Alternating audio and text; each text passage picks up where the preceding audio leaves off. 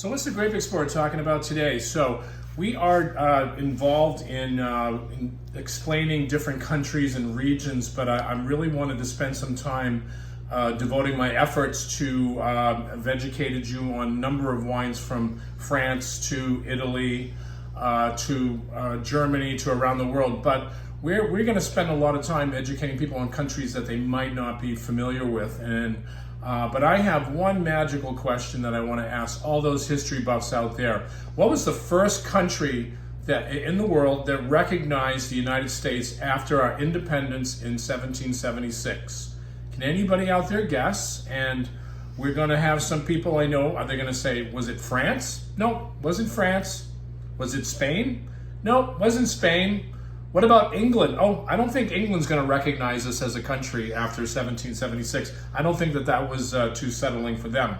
But there is one country that I don't think that a lot of people would guess. It's called Morocco. Yes, Morocco was the first country to recognize the United States as a sovereign nation in 1777. And that's exactly the wine region that we're going to spend some time on today. I wanted to explain a little bit about my past again. Being an importer close to 30 years ago, I was in France. I had a supplier, it was called William Pitter's, very, very large company. It was run by Bernard Merguez. And Bernard was one of the top, if you want to call it, wine and spirits developers. And one day we were tasting some wines in France, and he pulled out some wines from Morocco, and I had a chance to taste his wines. And he had a brand that was called Sidi Brahim. And I was quite taken back because I'd never had a Moroccan wine before. And we're going to show you the map right here. Its proximity to Spain. So you got Spain is right here. And of course, right across the way here is Morocco. And you got Casablanca is right here on the coast, which is quite cool. And then we're going to also zoom in on this map so you can actually see Morocco. And we want to spend some time at least talking about this country. Since ancient times, Morocco's been the ideal location for planting of vineyards and the bottling of wines. But over the centuries, it's kind of disappeared because you had a lot of French wine growers that were there and spending some time. But we wanted to zero in on this property because this is a property called Syrah, and it was founded by the late vigneron Alain Grape, who is now run by son Maxime and Antoine.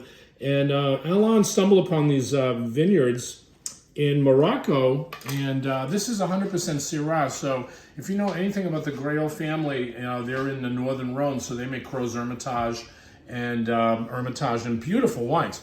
But at the same time, they're now doing this project, which is in Morocco, and we picked this up from one of our clients, which is called Best Buy. And we want to give a shout out to Victoria at Best Buy in Brooklyn. She has what I call one of the best selections of international wines from all over the world, and that's why I wanted to zero in on some of these wines today. But what we tried, because I love culture, I love food, and this is a wonderful sausage that we prepared with this wine, and it's called merguez. And merguez is an interesting sausage. It's lamb, and you can see that we did like a shish kebab here, but it brings out all of those spice tones of Morocco. And Morocco has a very interesting culture because you have the Arab culture, which right now is being run, it's Islam country, but you also have the influences of Spain, because look how close Spain is to Morocco, and you have the influences of France as well. So one of my friends once told me many years ago, he asked me, he said, which country do you think has one of the leading gastronomic countries in all of the world as far as cuisine and culture?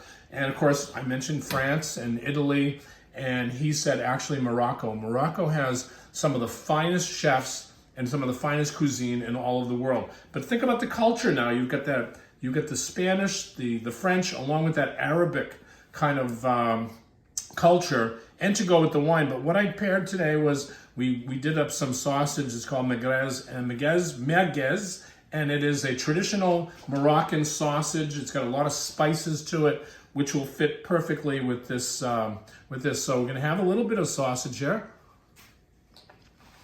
Ooh, if you love lamb, that is beautiful.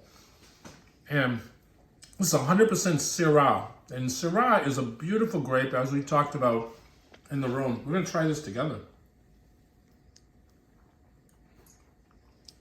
Oh, it goes beautiful together. And the reason why is because the wine has spice tones, earth tone flavors and everything like that, that brings out the flavors of the merguez. And it's a beautiful pairing. Again, if you ever really want to learn about different cultures, try a bottle from a country. I'm recommending you try Moroccan wine, but you can't find too many. This is a beautiful wine. Buy some food from Morocco, couscous or whatever, and then it's almost like you're traveling to this beautiful country called Morocco to have great wine. Again, this is a Grape Explorer. We are exploring the world, and we are bringing beautiful different cultures to the table for you to enjoy.